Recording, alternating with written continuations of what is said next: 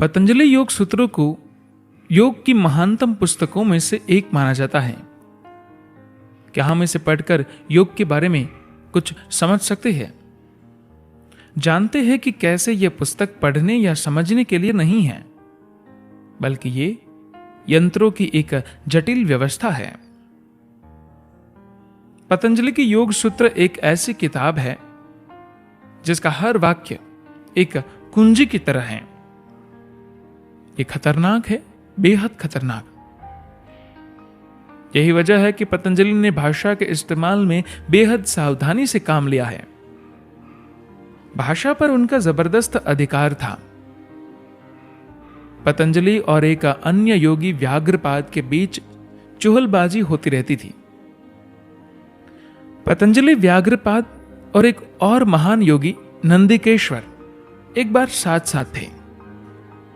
व्याघ्रपाद और नंदिकेश्वर ने पतंजलि को लेकर कुछ चुटकुले मारे जो अच्छी भावना और हल्के मजाक वाले ही थे। व्याघ्रपाद का मतलब होता है व्याघ्र यानी बाघ के समान पैर वाला, और नंदिकेश्वर वह होता है जिसके सिर पर सिंह हो। संस्कृत वर्णमाला में कुछ अक्षर ऐसे हैं जिनमें सिंह जैसा होता है, यानी उनकी लिखावट में अक्षर के ऊपर कुछ निकला होता है, और कुछ अक्षर ऐसे होते हैं जिनमें पैर जैसा बना होता है। पतंजलि ने कहा,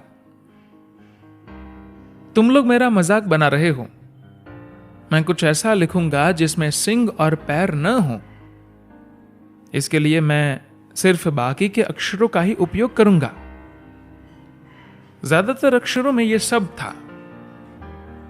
बचे हुए अक्षरों से ही उन्होंने शानदार रचना की, क्योंकि भाषा पर उनकी पकड़ ऐसी थी जो कि किसी इंसान की तो नहीं हो सकती।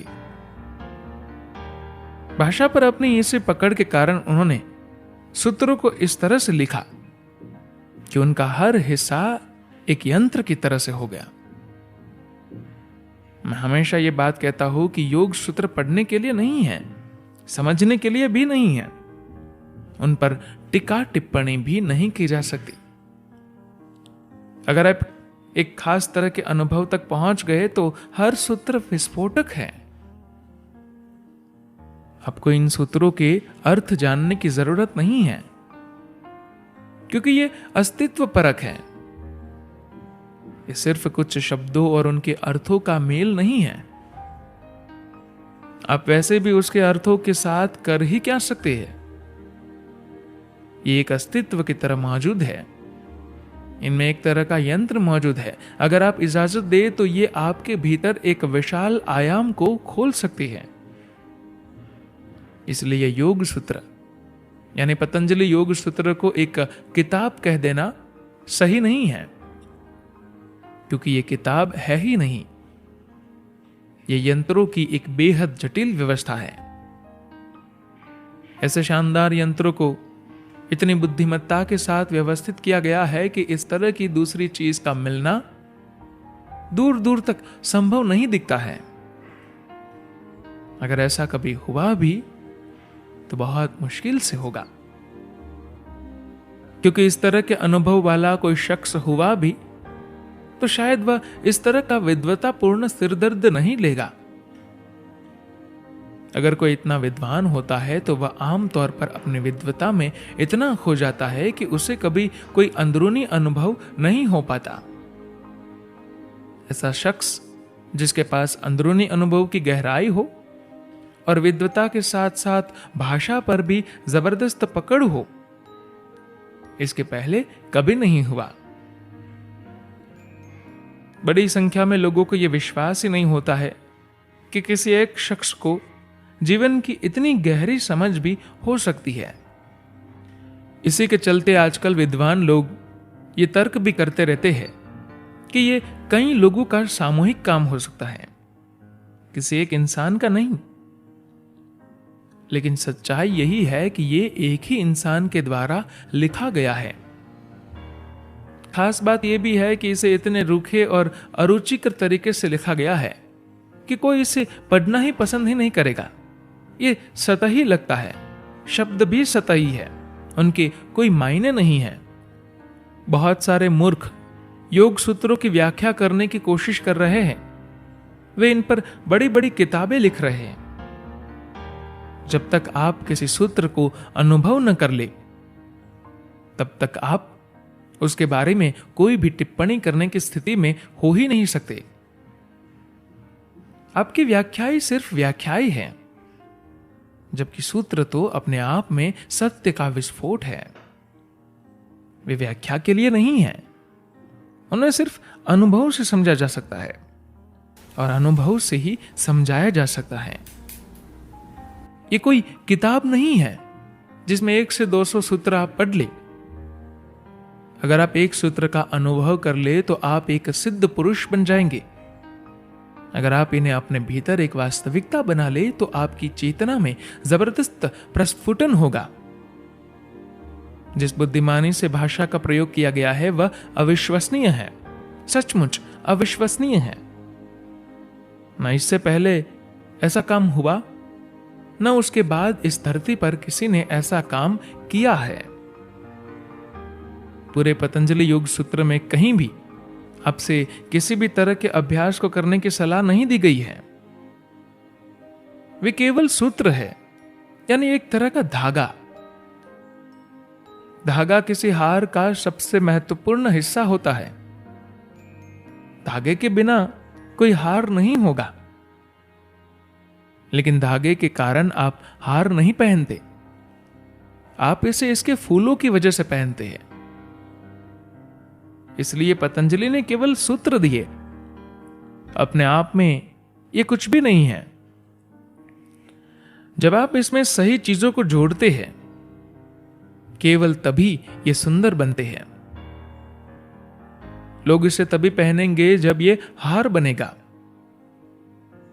इसलिए पतंजलि ने यह सब भविष्य में आने वाले गुरुओं पर छोड़ दिया कि वे इसमें अपने हिसाब से चीजों को जोड़ ले। आप इसमें मोती जोड़ सकते हैं, आप इसमें फूल भी जोड़ सकते हैं, आप इसमें हीरे भी जोड़ सकते हैं। आप क्या जोड़ते हैं ये आपकी योग्यता पर निर्भर करता है। आपके पास जो है आप वही जोड़ेंगे। आपको समझना होगा कि पतंजलि ने योग की रचना नहीं की। आदि योगी ने सबसे पहले अपने 7 शिष्यों को योग की शिक्षा दी थी, जिन्हें हम सप्तऋषि कहते हैं। जब सप्तऋषि ने इसका प्रसार किया तो ये और विकसित हुआ। समय के साथ इसमें इतनी विशेषता आ गई कि लोग योग में अलग अलग तरह के विशेषता ढूंढने लगे। इसे एक उदाहरण से समझा जा सकता है। जैसे आज मेडिकल साइंस है, ये बेहद विशेषज्ञता प्रधान बनता जा रहा है। आज से 25-30 साल पहले अगर आपको स्वास्थ्य संबंधी कोई समस्या होती थी तो आपके पूरे शरीर के लिए एक ही डॉक्टर काफी होता था। आज आपके दिल के लिए अलग डॉक्टर है, नाक के लिए अलग डॉक्टर है, आपके हर अंग के लिए एक अलग डॉक्टर है। अगले 50 सालों में यह भी हो सकता है कि अगर आपको मेडिकल चेकअप कराने जरूरत हो तो आपको 100 डॉक्टरों के पास जाना पड़ेगा। यह दिन बहुत दूर नहीं है। ऐसा ही कुछ बड़े स्तर पर योग के साथ हुआ। सप्तऋषियों से योग की शिक्षा 7 अलग अलग धाराओं में बंट गई और उसके बाद इन 7 की भी सैकड़ों शाखाएं बन गई। एक समय ऐसा आया कि योग की लगभग 3500 से अधिक शाखाएं प्रचलन में थी। यह सब इतना उलझन भरा हो गया था कि सभी शाखाओं को न कोई जानता था न अभ्यास कर पाता था। जब पतंजलि आए तो उन्होंने समस्त ज्ञान को अपने भीतर समाहित किया और उसे लगभग 200 योग सूत्रों में समेट दिया। तो जैसे मैंने कहा कि वे सूत्र है और ये हर गुरु पर है कि वह उसमें क्या जोड़ता है। यह सब निर्भर करता है उसकी सिद्धि पर, उसके अनुभव की गहराई पर। तो क्या मैंने पतंजलि योग सूत्र से सूत्र उठाए? नहीं। अगर आप अपने भीतर सिस्टम में देखें तो आप सूत्र जानते हैं, क्योंकि ये अनुभव करने वाला विज्ञान है। धन्यवाद।